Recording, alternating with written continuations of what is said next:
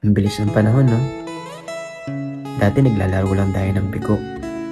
Nagjojolin sa lupa. Tapos, tumbang preso bago lumubog yung araw. Pero ngayon parang hindi na lahat nararanasan ng bata yun. Lahat mabilis. Gadget, notification, scroll.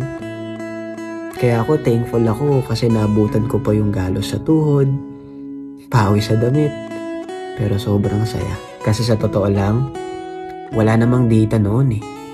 Pero grabe yung connection. Kaya alam nyo, na-realize ko, hindi lang laro yung tinuro sa atin eh. Tinuruan tayo ng teamwork, ng creativity, ng resilience, at higit sa lahat, kung paano maging masaya sa simpleng bagay. Kaya minsan hindi pala sa dami ng meron ka, kundi sa lalim ng connection at memories mo sa tao. Ang sarap balikan, no? Ang saya alalahanin lahat.